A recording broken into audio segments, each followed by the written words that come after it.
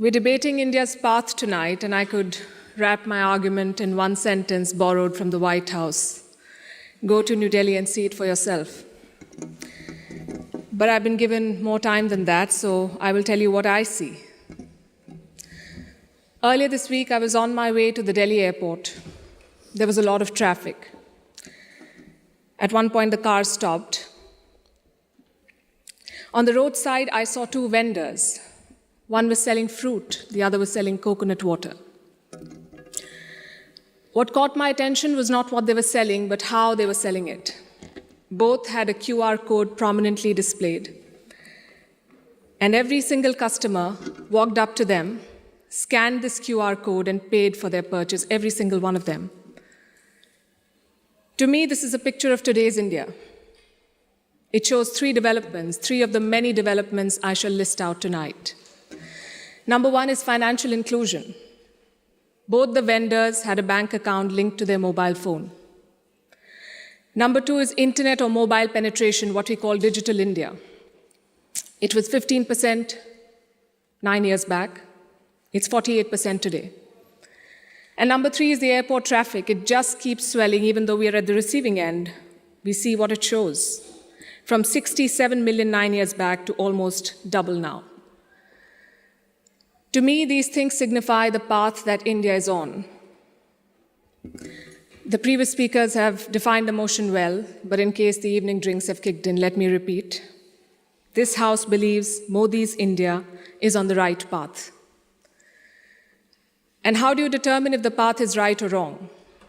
You look at numbers, data, surveys, reports. I shall refer to all of these as I make my arguments. But I also want to dwell on something that's more personal, more important, I think, yet unquantifiable. I'm talking about the experience of living in today's India. I have lived in many Indias. The wary India where exciting policies and positions were abandoned. The self-doubting India, where decisions were taken based on global opinion. And today, a more confident India where the world comes for leadership and inspiration. You cannot put a premium on that. Indians are more prosperous at home and hence more confident abroad. Let me also tell you what I saw at the airport here in London, at the immigration counter. I saw Indians proudly flaunting their passport, none of the fidgeting or self-doubt of the last century.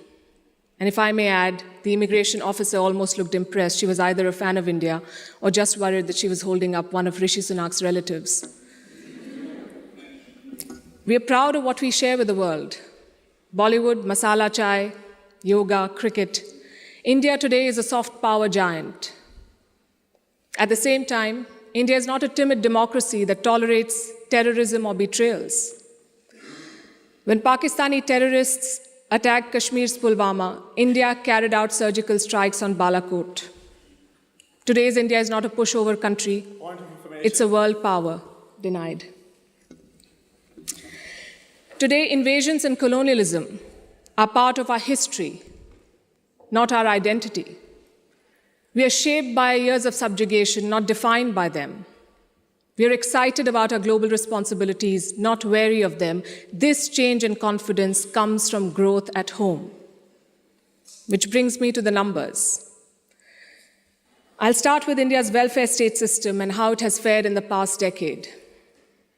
110 million new gas connections, 470 million bank accounts, 220 million insurance beneficiaries. And to be fair, the welfare concept is not new to India. It's been there for a while. What's new is the approach.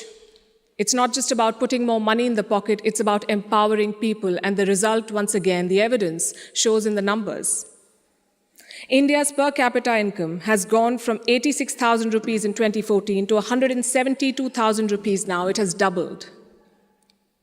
And a big reason for that is the falling inflation, from more than 8% 9 years back to less than 6% today. And this, ladies and gentlemen, is in the middle of a global cost of living crisis. Foreign direct investment is at its highest level. Foreign trade is at its highest level. The growth mantra is connectivity. And I don't have to tell the British that. First thing you did in your colonies was build roads and railways. Our growth story has been about two Indias. The urban India, the bustling urban India, and a sluggish rural India. Today, we are trying to connect the two.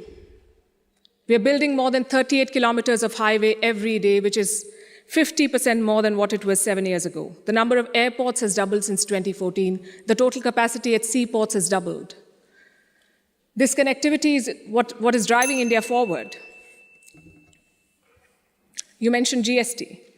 Our constitution calls India a union of all states, which is a great tribute to our diversity. But it also meant 28 different state economies, different taxes, different trade practices. This government tried to unify it to create a single Indian market. It took time, but the result is this today. Tax collection is at its highest ever. The number of taxpayers has doubled since 2017. I have a lot of data I could go on, but you get the drift. So now I'm going to talk about India's global position. Because your path is also about your role in the world. Are you a troublemaker or a consensus builder? If you're looking for a career where you can really make a difference in the world, to help and connect with others, I think there is no doubt as to where India stands.